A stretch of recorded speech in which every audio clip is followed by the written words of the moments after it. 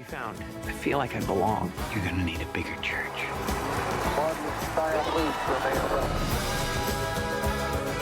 Our country is a dark and divided place, but now there's hope, and it's spreading. This is your home, and I want you to tell all your friends about it.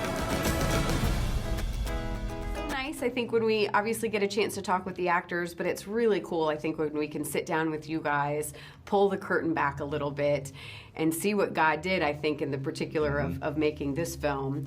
But let's start with the inspiration of this, because I didn't realize, I've seen the movie twice, by the way, absolutely loved it, and there's a lot of focus on the time cover, you know, of Jesus Revolution, but if you rewind a bit, it's actually the story of what happened. There's a Time magazine several years before that that said, you know, where's God, basically? Is God dead? So talk about the inspiration and where that kind of started from. Oh, you know what? I'll do this. Okay, I like it. Props. No, I did. I actually, you're right. I have illustrations. Yes. But I bought. There's two. This was my journey with the movie. Is in 2015. I got on eBay and I bought this magazine. It's Jesus Revolution. It's the Time cover, and I read this article, and it was just this sweeping revival, this spiritual awakening that was sweeping the country.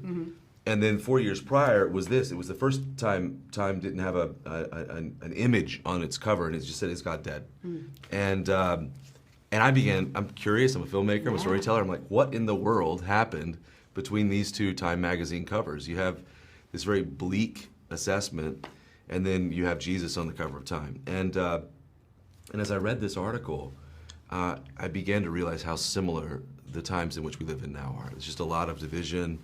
The word desperate came up a lot. And this was just such a buoyant movement. It was, you know, with Joy FM, it was a movement of joy. It was a movement of love, and it was sweeping the country. And I think in some ways, it sort of was a part of rescuing us from our own despair, and I just fell in love with that moment in time and became a student of it. And wanted to meet people that lived it.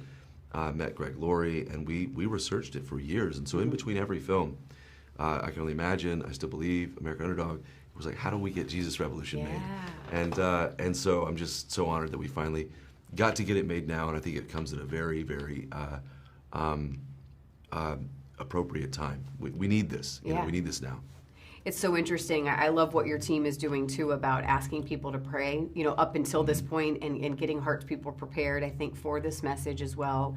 A revolution is going to look different in 2023. You know, that's what we're praying for than what it would, you know, back in the 70s. You know, what are some things, do you think, though, looking at what happened, on maybe what we should be looking for today? Of course, there's a lot of talk about Asbury right now and what's going on. I think it's incredible because if you know, Asbury is the first, you know, revival or spiritual awakening in the digital age, and it's happening so fast. I mean, it's spreading so fast across many campuses, across many states. I'm not sure it happened that fast back in the 70s because you didn't have all this media. And so for me, you know, we're in the midst of releasing this film, and I'm kind of like, I'm spending more time on social media because I just want to feel like I'm a part of it. It's just so special, and it's so humbling and honoring just to kind of be a part or alive, you know, to be able to witness this, because I wasn't sure we'd ever see it again. And can you believe the timing? We of what's going on at Asbury, and you know, Asbury in 1970 at that same Hughes Auditorium had a 160-hour service. And that was a huge part of the Jesus movement as it came across from California to the rest of the country.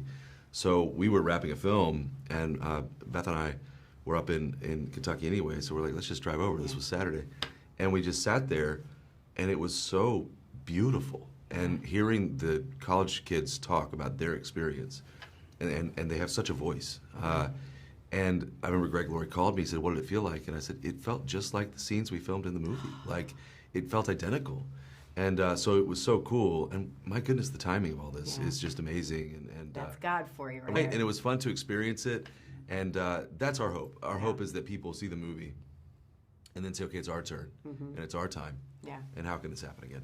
You mentioned what was happening during the filming, and I want to hear more about that, because from what I understand, there was baptisms going on in the filming then turned into real baptisms as well. I mean, you just can't really manufacture that as well. If you can speak on that a little bit on. Yeah, well, Jonathan and Joel, it was so funny because Greg Laurie walked out and took them to like evangelical baptism school because there's different like ways of baptizing. So it's like, all right, here's what you do. You know, hold it. Make sure you hold them so it doesn't hurt your back. Yeah, you can throw it your back and then make sure they hold their nose. You know, and stuff. So he took them to boot camp, but it was crazy because in between takes, Joel and Jonathan came in. They're like, we just really baptized some people. So it was really cool. There was a beautiful spirit, and kudos to Jon. And we really fought to get back into Pirates Cove, which is not an ideal place to shoot. Was that I wanted to ask what the most difficult part of filming this was. By far.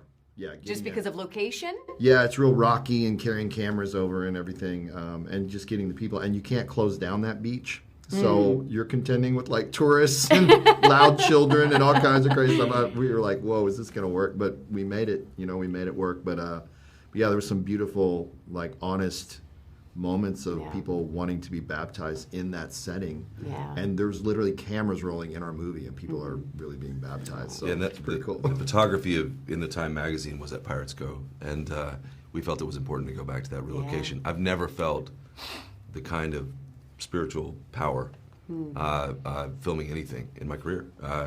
And it was very real for several people. I do remember Jonathan coming out of the water, and he's like, this is like real for us. I think I'm doing it right. And even while we were filming, Jonathan and Joel in that scene, baptizing, Lonnie baptizing Greg Laurie was baptizing a cast member without any of us even knowing it, because they just struck up a conversation. And so it was worth going to that sort of origin of a movement 50 years ago, and in hopes that it can happen today. So it was by far probably the most fun I've had making a movie, and the most meaningful experience making a movie I've ever had. People need to see this in the theaters to tell, again, that strong signal of we want more of these types of movies. We want this to continue, and we're just so thankful and blessed that you're sharing the story with the world. So thank you. Thank you so much. Okay.